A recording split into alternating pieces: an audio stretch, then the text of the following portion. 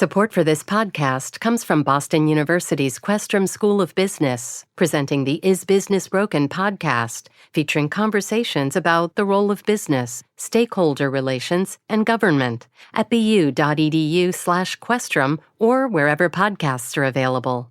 Hey, it's Daryl. Team Common is currently working on our transition to a weekly show. We'll be back this summer with new episodes. In the meantime, here's one from our archives. WBUR Podcasts, Boston.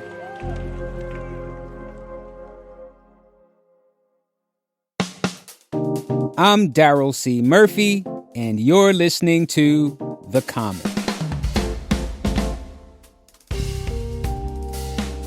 Today's guest has dressed characters in some of our favorite movies and TV series for more than 3 decades. That includes movies like Do the Right Thing. Not only did you knock me down, you stepped on my brand new white Air Jordans that I just bought. And that's all you can say is, excuse me? Are you serious? The 5 Heartbeats. I want you to hold my coat like you hold the rhythm. Squeeze me tighter, baby. Both Marvel Black Panther movies. And what are these? The real question is, what are those? Why do you have your toes? Yellowstone. That's not the way you wear one of those. And even Seinfeld. I love it when people are complimented on something they're wearing and they accept the compliment as if it was about them. Nice tie. Well, thank you. Thank you very much. And this Sunday, October 15th, she is being honored with the Coolidge Award at the Coolidge Corner Theatre in Brookline. 2-time Oscar award-winning costume designer and Springfield, Massachusetts native, Ruth E. Carter. Welcome to The Common. Hi, thanks for having me. Oh, thank you for taking the time to come through. So I want to get right into it. I got to say, when I first learned that you were from Springfield, Massachusetts, I was like, oh, wow. I was kind of surprised. You're such an iconic figure in, Black art and creativity, right? Having designed costumes for movies that are canon for generations of people like me, right? I'd love to know where some of your sense of taste and style and instincts come from. So, could you tell us about growing up in Springfield and how your community inspired your work? So you were surprised because, you thought I was from Wakanda. Yeah, exactly. Or Zamunda. Yeah, or Zamunda, yeah. I grew up in Springfield, Massachusetts, and I was a part of all kinds of programs. Uhuru Sasa was one of them at Amherst College in Amherst, Mass. Summer program for kids in the inner city in Springfield. And I was a part of Upward Bound at UMass College in Amherst, where they had UMass Upward Bound from Springfield. They not only gave us remedial help with our studies in school, if you're in high school, but they also taught you Black history, Black dance, Black drumming, Black art. I grew up around a community in Massachusetts that was woke. And, I'm very proud of that community that taught me about jazz greats. So when I was approached by Spike Lee to do Mo Better Blues, and we were looking at Lester Young and Thelonious Monk, I knew of them already from my upbringing in Springfield, Massachusetts. I was not just in a little bubble in Springfield, but, we have these programs and these clubs and camps and things where we take responsibility for the education of our children in terms of understanding our history and our culture. And that was very rich for me coming up. As I went on to go to an HBCU, I was surprised at how woke they weren't. Don't sleep on Springfield. Yeah, everything you're saying sounds so contradictory to what's often told about Massachusetts, right? New England being this haven for whiteness. You know what I mean?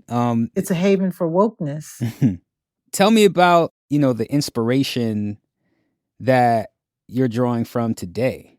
I created this desire to recreate Black history. I was inspired by photographers like James Vanderzee and Teenie Harris, Gordon Parks. I collected Black artists, Prince, so Romare Bearden was a huge inspiration for me just in how he combine tapestry, collage, color palettes, and going to school at Hampton, I reconnected to the history and research that I love so much in looking at these photographers and studying these poets. It transcended into Black narratives, slave narratives. I could visualize from understanding how you can take the words, or you can take an image and recreate it on a canvas, from having two brothers that are artists and, seeing their work and trying to, emulate them. I was able to, create a world for myself. I was able to collect, the images that I needed from history books, or from, I'd often do my own photography, just taking pictures of people on the street so I could just understand contemporary things better. I asked a lot of questions. I just had this thirst for the knowledge, and also a really, really cool collection of a foundation.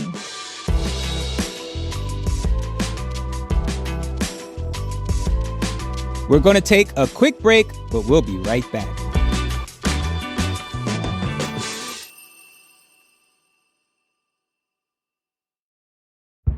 Did you kill Marlene Johnson? I think you're one of the first people to have actually asked. From WBUR and ZSP Media, this is Beyond All Repair, a new podcast about an unsolved murder that will leave you questioning everything. Somebody should be in jail for murdering my sister. A woman who's never been believed. As long as they think I have done this, then they're not looking for who actually did this. And that's what makes it a cold case. No, it's a botched case. And a search for the truth, once and for all. Wow, it just gets more interesting. Beyond All Repair. Listen and follow wherever you get your podcasts. Be careful. You're digging in a place that's been very peaceful for a while. Do it anyway.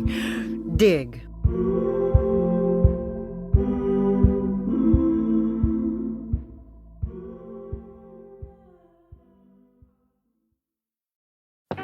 And we're back with more from Ruth E. Carter. When I think about your work, the costumes that I've seen in a lot of these movies, the first word that comes to my mind is fly. Okay. I definitely think of a lot of colors. I think of the way they kind of drape on the characters, right? And the way they just move with them.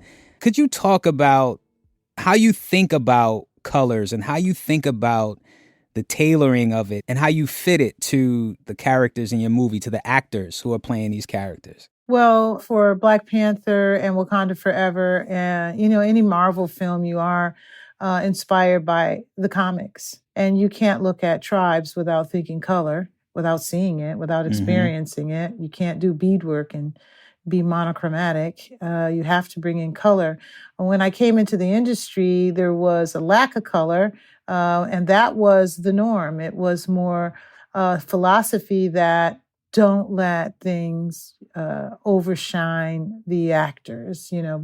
I was always on a pursuit to learn how to balance color, because there was so much color around the African culture, the Black diaspora. You can't think of a film like Do the Right Thing and not have color. The color is representative of the anachronisms that we bring to our lives. We bring those aesthetics in. We're Black, but we're a colorful people. We're colorful people, yes. And we're fly, as you said. Yeah. I also had the challenges of sometimes giving product placement, like on Do the Right Thing. Nike was a big product placement company because we were independent. It was a low budget film. And so they gave me a lot of compression shorts and tops and shoes and things that were in team colors, and so I had to balance those team colors out. I used a lot of other colors and African fabrics and made shorts. So you see Bugging Out with, kente print shorts and, You see the, hand-painted T-shirt that Radio Raheem wears. Smiley has a red shirt. We were depicting the neighborhood in more of a surrealistic manner. Because if you looked past the block into the real neighborhood of Bed-Stuy, Brooklyn, it was a little more grayed over. But because this was a representative of like the hottest day of the year, it was a lot of surrealistic dialogue where you see the Korean grocer in the middle of the street, and he's protesting against, all of the, words that are used. You see the cornermen, you see Sal's famous pizzeria, the Italians. It's already a colorful melting pot. So we approached the film from that point of view, that the saturation of the color was going to be a character in the film. Right. What I love about Do the Right Thing, it's one of my favorite movies, if not the favorite movie of mine, is that it's a movie, but it looks like a play in a lot of ways. The block is the stage on Broadway or something like that. It's a little surrealistic. Yeah. It's not like a documentary where everything is organic. It's actually composed. And there is some prose in it. They talk about Eleanor Bumpers, and Tarana Brawley told the truth. And Brooklyn's finest, Mike Tyson, was a heavyweight champion.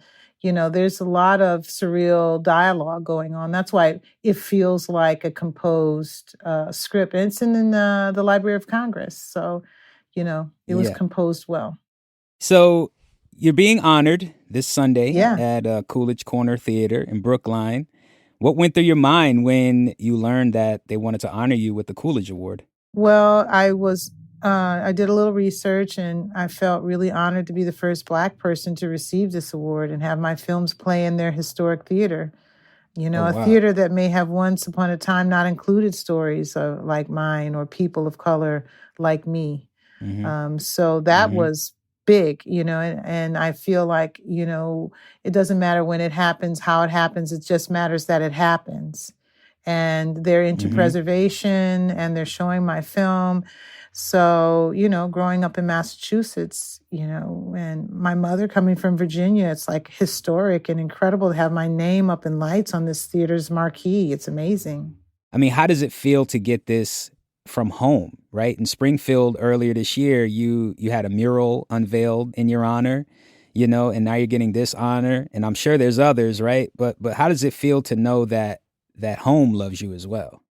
Yeah, sometimes as a filmmaker, costume designer, you don't really look to awards to give you validation, but when it happens, you're touched, and in such a profound way that brings you right back down to earth, like a lifetime of hard work, a labor of love.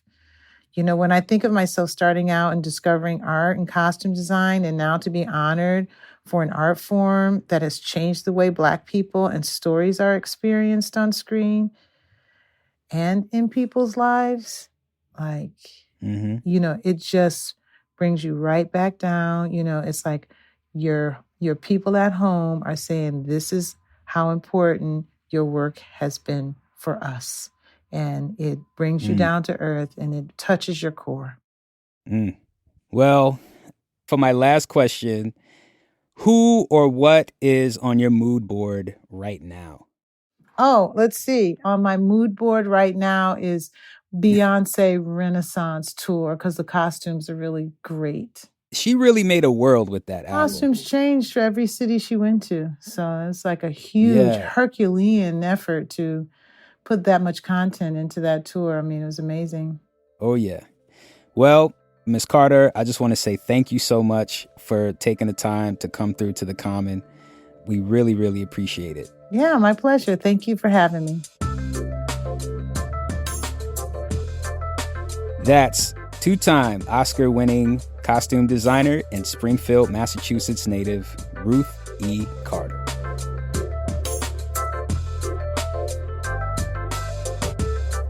Hey, before you go, we're working on a piece about student loan repayment, which, for a lot of us, restarted this month. We want to know how you're feeling about it. Are you worried? Are you doing okay? How has it affected your finances? Let us know. Record a voice memo and send it to us via Instagram DM at WBUR The Common, or you can send it to us via email at thecommon@wbur.org. And that's our show for today. Thank you so much for listening to The Common. I'm Daryl C. Murphy, and I will talk to you tomorrow.